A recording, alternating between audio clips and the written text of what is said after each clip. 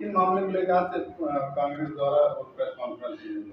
देखिए, उत्तर प्रदेश कांग्रेस कमेटी अल्पसंख्यक विभाग ने एक प्रेस कॉन्फ्रेंस का आयोजन आज पूरे उत्तर प्रदेश में किया है, जिसमें हर जिले में नंबर एक मुद्दा यह है कि आभार व्यक्त किया गया है कि जिस तरीके से वोटरों ने, विशेषकर दलित, ओबीसी और माइनॉरिटी वोटरों ने एक साथ एकजुट आके कांग्रेस पार्टी और इंडिया गठबंधन दल के लिए वोट किया है, तो उसके लिए बहुत बहुत धन्यवाद कांग्रेस पार्टी अल्पसंख्यक विभाग की तरफ से प्रेषित किया जा रहा है।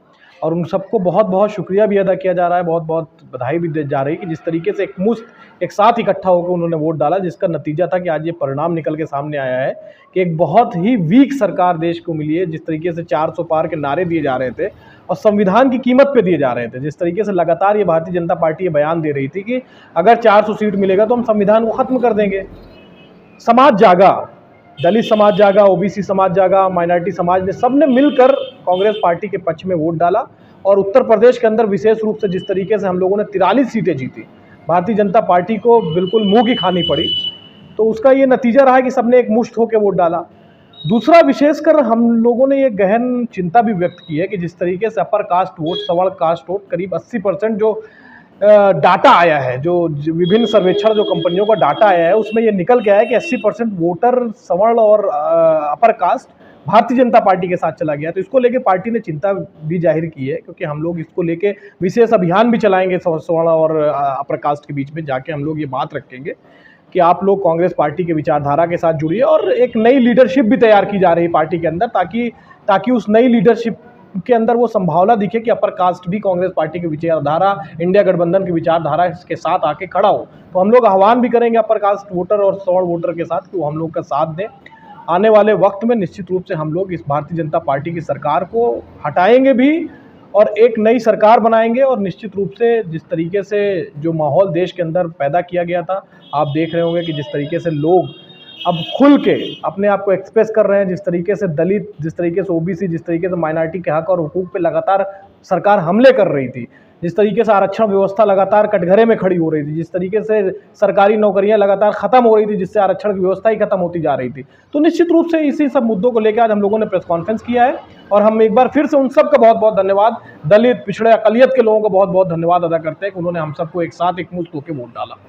अल्पसंख्यक कांग्रेस कमेटी की जो भी कॉन्फ्रेंस की जा रही है, तो प्रदेश अध्यक्ष शहनवाज आलम जी हैं, तो 2024 के चुनाव में उनका क्या रोल रहा है इस चुनाव में? देखिए, पूरी तरीके से लगातार पिछले लगभग 5 साल से लगातार प्रियंका गांधी जी जब उत्तर प्रदेश की उन्होंने जिम्मेदारी ली, तो उन्होंने एक नई कांग्रेस के अंदर नवयुवकों को लाके खड़ा किया, एक नई रक्त का संचार किया उन्होंने उत्तर प्रदेश कांग्रेस के अंदर, जिसका ये नतीजा रहा है। उनके जो प्रियंका गांधी जी ने जो बीज लगाया था, जो बीज बोया है उत्तर प्रदेश के अंदर, उन्होंने फल देना शुरू किया है, जिसका नतीजा रहा है कि आज 43 सीट निकल के आई। आप देखिए, शहनवाज आलम जी उसी की खोज है, हम सब लोग प्रियंका गांधी जी की खोज है।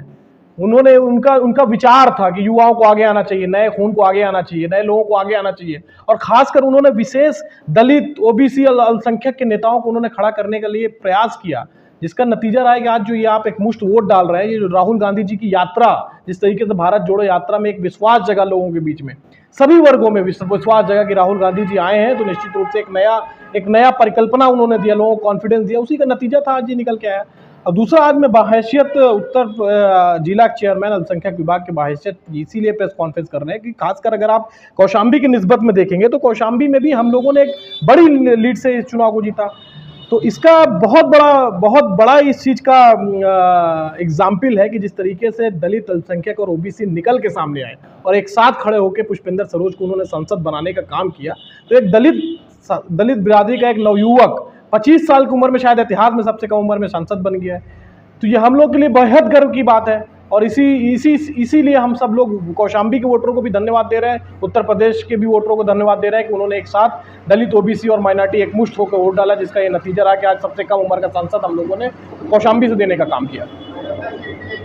निश्चित रूप से अयोध्या में आपने देखा होगा, एक जनरल सीट है अयोध्या, वहां से इंडिया गठबंधन ने एक दलित उम्मीदवार को प्रत्याशी बनाया। उस दलित उम्मीदवार के प्रत्याशी ने पासी समाज के जो हैं अवधेश प्रसाद पासी जी, अगर आपने देखा होगा, उन्होंने वहां पे भारतीय जनता पार्टी के प्रत्याशी को हराने का काम किया। आप देख रहे होंगे कि जिस तरीके से पूरे हिंदुस्तान में उन्होंने अयोध्या के नाम पे चुनाव लड़ा और अयोध्या की जनता उनके साथ नहीं है। तो इससे बड़ा एग्जाम्पल क्या हो सकता है? तो ये बेहद भारतीय जनता पार्टी के सामने बेहद शर्मनाक स्थिति है। और अयोध्या की बात क्यों करेंगे?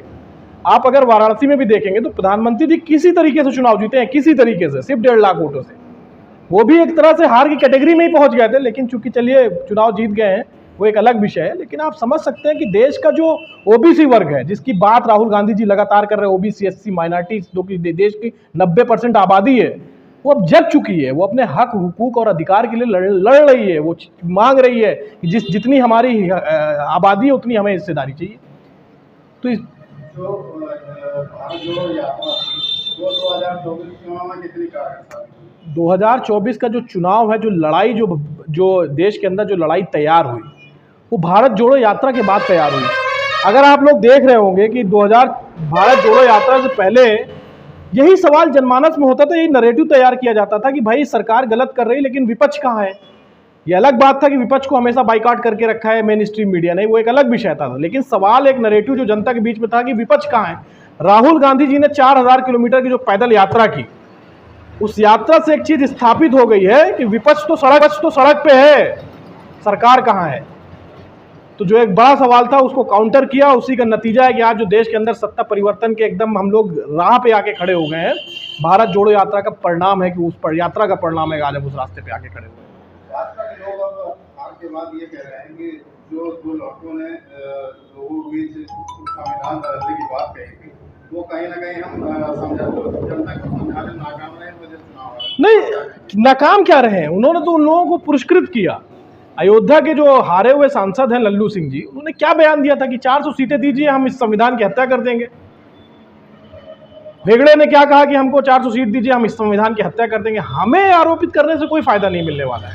आपके नेताओं ने लगातार बयान दिया इस तरीके के कि हमको इतनी सीटें दीजिए, हम संविधान की हत्या कर देंगे, और आपने उनको हटाने के बजाय पुरस्कार देने का काम किया। भाई लल्लू सिंह ने इतना बड़ा बयान दे दिया। अब ये देश बाबा साहब अम्बेडकर के संविधान से नहीं चलेगा तो किससे चलेगा? और किसकी हिम्मत है कि बाबा साहब संविधान के साथ छेड़छाड़ कर लेगा? जिन्होंने भी कोशिश की है, इस देश ने उसे माफ नहीं किया है। आज ये भारतीय जनता पार्टी की जो ये हालत हुई है, तो इसकी सबसे बड़ी वजह है कि जिस तरीके से समाज के जो वोटर्स हैं, कहीं ना कहीं समाजवादी जो भी इंडिया गठबंधन अलायंस है, उनसे बाय करेंगे। क्या मुंह पे कारण है? नहीं, कारण कुछ भी हो, कारण के लिए हम लोग निश्चित रूप से मंथन करेंगे। लेकिन चूंकि एक बड़ा वोट, करीब 80% वोट जो है उनका भाजपा के साथ गया है, ये बात सही है।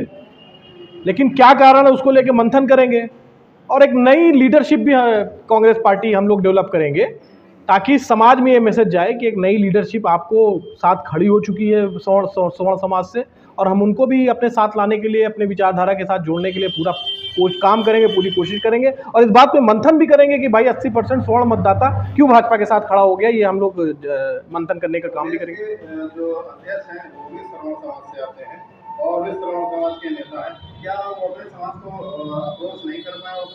नहीं, वो देखिए, प्रदेश अध्यक्ष, राष्ट्रीय अध्यक्ष, इसको आप जात और बिरादरी के उसमें मत, खांचे में मत डालिए। जब कोई नेता प्रदेश अध्यक्ष और राष्ट्रीय अध्यक्ष इस लेवल का होता है, तो वो निश्चित रूप से उन सब चीज़ों के बंधन से मुक्त हो जाता है। वो सबका नेता होता है, वो सर्व समाज का नेता होता है। तो उसको आप प्रदेश अध्यक्ष को, राष्ट्रीय अध्यक्ष को और इन सब चीज़ों को आपसे गुजारिश है कि जात और पात के बंधन में मत बांधिए। निश्चित रूप से अजय राय जी ने, आपने देखा होगा कि बनारस में लड़ाई लड़ी अजय राय जी ने। प्रधानमंत्री जी उनसे सिर्फ 1.5 लाख वोट से चुनाव जीते, सिर्फ 1.5 लाख वोट से, और उनके साथ भी सारा समाज खड़ा हुआ, चाहे वो दलित हो, चाहे वो अकलियत हो, चाहे ओबीसी हो, सारा समाज उनके साथ खड़ा हुआ। तो वो जो पोजीशन कांग्रेस के अंदर कभी भी जात पात की बात नहीं होती है, ये बात आप एक बात इस पर समझ लीजिए। यहाँ तो हम सिर्फ इस बात को रख रहे हैं कि जो भी वोटर अभी हमारे साथ नहीं खड़ा हुआ, उसको लेकर हम मंथन करेंगे, नई लीडरशिप डेवलप करेंगे और उनको साथ अपने आप को जोड़ने का काम करेंगे। क्या शेर नेतृत्व इसमें मदद कर रहा है कि चूक कहिए या तो वोटर का रखना कहिए, इससे क्या बड़े शेर से नेतृत्व की मदद करेंगे?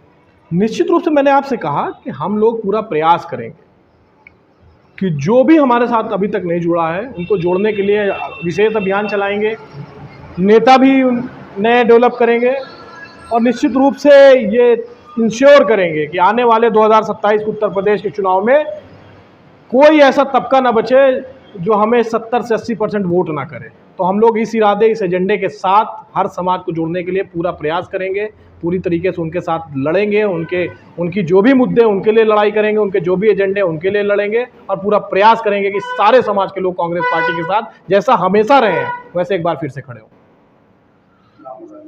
मैं अल्पसंख्यक अध्यक्ष कौशाम्बी तमजीद अहमद, हमारे साथ प्रदेश कांग्रेस कमेटी के सदस्य हमारे सतवंत पटेल जी, हमारे वाइस चेयरमैन सरवर आलम भाई, हमारे वरिष्ठ नेता हम सबके गार्जियन जनाब शाहिद सिद्दीकी साहब, जिला महासचिव अल्पसंख्यक विभाग नदीम भाई और हमारे कर्मठ साथी अमित साहू जी। तो इन सब लोगों ने इस प्रेस कॉन्फ्रेंस में हिस्सा लिया और एक बार फिर से सारे वोटरों का हम लोग आभार व्यक्त करते हैं, बहुत बहुत शुक्रिया अदा करते हैं और निश्चित रूप से कांग्रेस पार्टी को मजबूत करने का काम करेंगे। धन्यवाद।